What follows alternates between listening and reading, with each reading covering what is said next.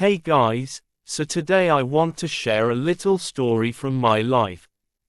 It's about how I went from completely fumbling when I tried to ask questions in English to actually sounding confident, well, most of the time.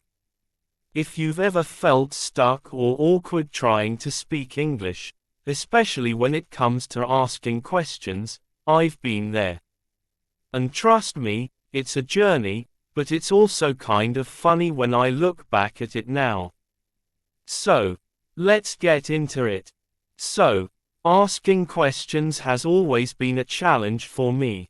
I think it's because English has so many structures, so many ways to form questions, that I'd get overwhelmed just thinking about them. I'd get bored trying to learn all these different types of questions. But then I realized something: asking questions is a huge part of conversation. Without questions, how do you even keep a conversation going? How do you make connections with people? I started thinking, how can I get better at this? I watched lots of videos, attended lectures, and no doubt they were helpful. But every single one of them had the same message: remember this structure, practice that formula. It was always about grammar rules and structures. And there I was, feeling stuck again, thinking, forget about it, I can't learn this way. Then one day, a colleague called me. She said, the boss has arranged a project discussion next week, so be ready with your questionnaire. And I was like, huh. I had no idea what to do. All I could think was, now there's no escaping this. I can't just memorize something and hope for the best in front of my boss. I realized I had to figure out how to form questions on the spot. There was no other option. Then again, I found myself on YouTube, typing, how to learn to ask questions in English fast. Video after video popped up, all offering the same advice. Memorize this rule, follow that structure, practice these patterns. It was like déjà vu. I sighed, closed my laptop, and thought, maybe I'll figure this out later. Too tired to deal with it anymore, I decided to sleep on it and hope tomorrow would bring some clarity. Later that day, while at work, I overheard a conversation between two colleagues. One of them casually asked, "Are you ready for the meeting tomorrow?" It was such a simple question, yet it struck me. I realized that real people don't always follow rigid structures, they just use phrases that fit naturally into conversations. That was my lightbulb moment. Maybe instead of obsessing over grammar, I could start listening to how people ask questions in everyday situations and learn from them. After that day, I started paying attention to every question I heard around me. I realized that there were certain phrases I could rely on to ask questions without stressing over grammar rules. It was like unlocking a shortcut to fluent conversations. For example, one day, my friend called me and asked, "Are you ready? I'm on my way to pick you up." Later, at a restaurant, the waiter came over and asked, "Are you ready to give your order?" The same phrase popped up at work when a colleague asked, "Are you ready to give your presentation?" It hit me: if I wanted to ask if someone was ready, I didn't need to overthink it. All I had to do was use this simple phrase, "Are you ready?" That one phrase fit perfectly into so many situations, and it became my go-to for asking about preparedness. Instead of worrying about grammar, I just started using what I heard, and it felt natural. As I kept paying attention, I noticed another phrase that people used all the time: "Do you want?" It seemed so simple, yet I realized how versatile it was for asking questions about preferences or choices. One day, I was at a cafe with a colleague, and she asked, "Do you want coffee or tea?" I responded without even thinking, but later it struck me how easily she used that phrase. The same evening, my roommate asked, "Do you want to watch a movie tonight?" And then, at work the next day, a teammate asked, "Do you want me to send you the report now or later?" It became clear to me that, "do you want," was the perfect phrase for asking someone what they prefer or need. Whether it was about food, plans, or help with something, it always worked. So, I started using it myself. When I called my mom, I asked, "Do you want me to pick up groceries on my way home?" When planning a trip with friends, I asked, "Do you want to go by train or by car?" The best part, it didn't feel forced or awkward. The more I used, "Do you want," the more confident I felt in forming questions. It was another step toward making conversations smoother and more natural. You can also use, "Which one do you prefer?" instead of, "Do you want?" when offering choices. For instance, rather than asking, "Do you want coffee?" you could say, "Which one do you prefer, coffee or tea?" This phrase not only sounds more engaging but also gives the other person clear options to choose from, making the conversation feel more natural and interactive. After mastering, "Do you want?" I started noticing another common phrase, "Is this?" It seemed simple, but it was everywhere, and it helped people confirm things or seek clarification. One day at work, I overheard someone say, "Is this the file you were talking about?" It sounded so natural. Later, while shopping, I asked the salesperson, "Is this available in a smaller size?" Without even realizing it, I was already using this phrase in my daily life. The next day, while helping my friend decorate her house, she asked me, "Is this how you want the lights to look?" It struck me that, "is this," was such a useful way to confirm things, ask for opinions, or clarify details. So, I started using it more intentionally. At work, I asked, "Is this the final version of the report?" At home, while cooking with my sibling, I said, "Is this enough salt?" In conversations, it became my go-to phrase whenever I needed clarity or confirmation. With "is this," I realized how easy it was to make my questions feel more natural and interactive. It made me see that learning English wasn't about memorizing. It was about picking up phrases and practicing them in real situations. After getting comfortable with "is this," I started noticing another phrase, "may I?" It had this polite tone that made it perfect for formal or respectful conversations. I first picked it up when I was in a meeting, and someone asked, "May I add something to this discussion?" It sounded so professional and courteous. Later that day, I was at a coffee shop and wanted to borrow a chair from another table. I decided to give it a try and said, "May I take this chair?" It felt so natural and polite. From then on, I began using "may I" in different situations. At work, I'd ask, "May I borrow your pen?" At a friend's place, I said, "May I use your charger?" Even at home, I started saying things like, "May I turn down the volume?" It wasn't just about asking for permission, it was about showing respect while doing so. I realized how versatile this phrase was. "May I" is used when politely asking for permission, often in formal or respectful contexts. It worked in professional settings, casual moments, and even with strangers. It added a layer of politeness to my conversations, making me feel more confident in my English. And just like may I, is used to ask for permission. Could you, is another great phrase for politely making requests. While, may I, is more formal, could you, is often used in everyday situations, making it a versatile tool in any conversation. I first heard someone say, "Could you pass me the salt?"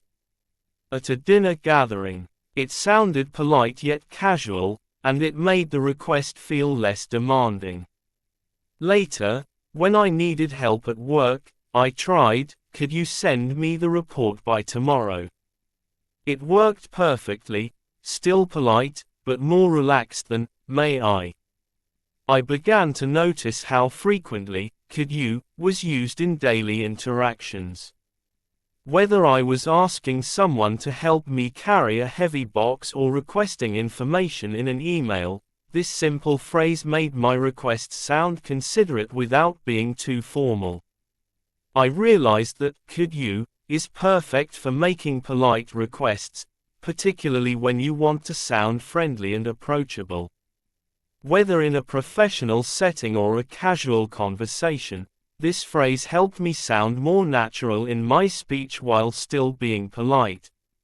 As I was getting more comfortable with asking questions, I came across two phrases that seemed similar: "did you" and "have you." But when should you use each one? Here's the simple rule. When you're talking about a specific time in the past, like yesterday, last week, or on the 9th of October, you'll use "did you."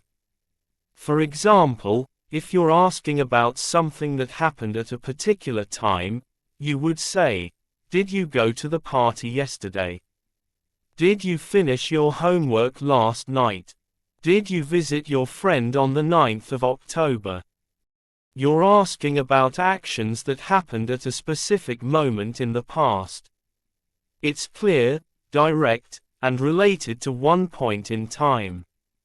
On the other hand, "have you" is used when you're talking about something that might have happened at any time before now, and it's still relevant. So, if you're asking about experiences or actions that could have occurred at any point up to the present, you would say, "Have you seen that new movie?" It doesn't matter when, just if you've ever seen it. "Have you visited your grandma?" could be any time before now, not tied to a specific day. In short, use "did you" when you're referring to something that happened at a specific time in the past. Use "have you" when you're talking about an experience or action that has happened at any point before now, and it's still relevant. By understanding this difference, you'll be able to make your questions much more accurate and natural. As I continued learning more about how people communicate, I came across two phrases that were often used to ask for clarification: "What do you mean?" and "Can you explain?" At first, they seemed similar, but I quickly realized there were subtle differences. One day, during a conversation with a colleague, she said something I didn't quite understand. I asked, "What do you mean?" It was a simple and direct way of asking for clarification right in the moment. I needed her to explain what she was talking about in a clearer way. It made the conversation flow naturally because it showed that I was actively trying to understand. Later that week, during a team meeting, a teammate shared a complex idea. Instead of immediately asking, "What do you mean?" I decided to say, "Can you explain that in more detail?" This felt a bit more polite and open-ended. It wasn't just about needing immediate clarification, it was about asking for a deeper explanation to get a better understanding of the topic. I soon realized that, "What do you mean?" is more immediate and specific. It's used when you're unsure about something someone just said, and you need them to clarify. On the other hand, "Can you explain?" is more general and polite, often used when you want more information or a clearer, more detailed explanation, whether it's in the moment or about a complex topic. So, I started using both phrases more effectively in different situations. If I was confused by a quick comment, I'd ask, "What do you mean?" If I wanted a more in-depth explanation, I'd use, "Can you explain?" Both were great tools for keeping the conversation going and making sure I understood everything clearly. And lastly, I noticed another common phrase, "Why don't we?" It stood out because of how often it was used to suggest ideas or make plans in a friendly, collaborative way. One afternoon at work, my manager said, "Why don't we take a short break before we start the next session?" It immediately made the suggestion feel inclusive, like everyone's input mattered.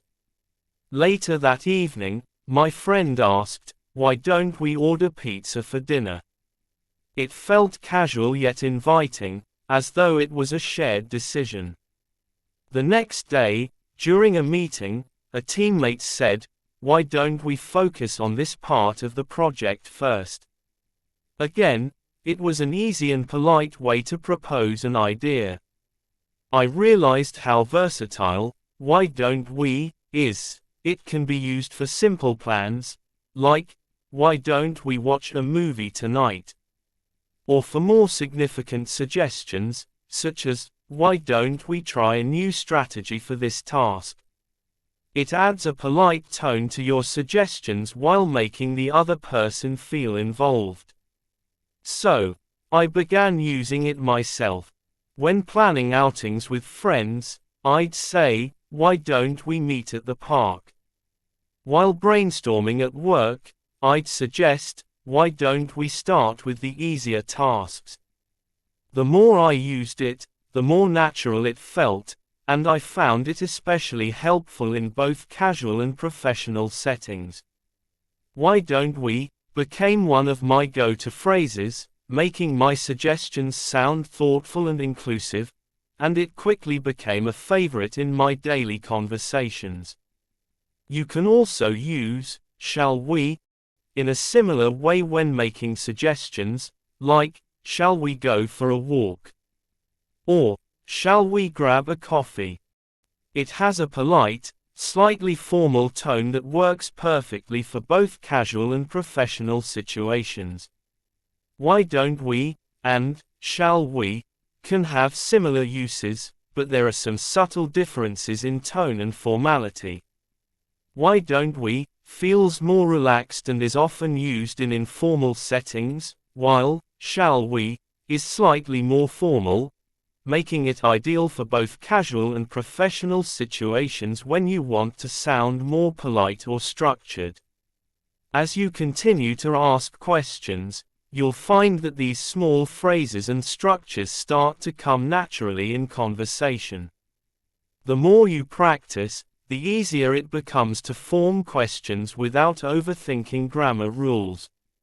It's all about listening to how people speak in real-life situations and mimicking what feels right. Soon, you'll start using questions without worrying about the technicalities. You'll know when to use, "Are you?" "Do you want?" "Is this?" "May I?" "Could you?" "Did you?" and "Have you?" because you'll be hearing them everywhere. In movies, conversations, podcasts, even in casual chat with friends. These little phrases will become your tools for keeping conversations flowing, allowing you to connect better with others. The key is to practice these phrases, use them in context, and notice how they fit into everyday interactions. The more you observe, the more comfortable you'll feel with asking questions and sounding fluent. And the best part is, you don't need to memorize long lists of structures, just pay attention, and the questions will come naturally. Now, go ahead and start using these phrases in your conversations. Try them in different scenarios. Keep practicing, and soon, you'll realize that asking questions in English is no longer a challenge, but a part of your daily routine. Remember, language isn't just about rules, it's about communication. The more you practice speaking and asking questions, the more fluent and confident you'll become. So, don't be afraid to start conversations, ask questions, and most importantly, keep learning. And by the way, I survived the project discussion in our office, and my boss was satisfied with my questions.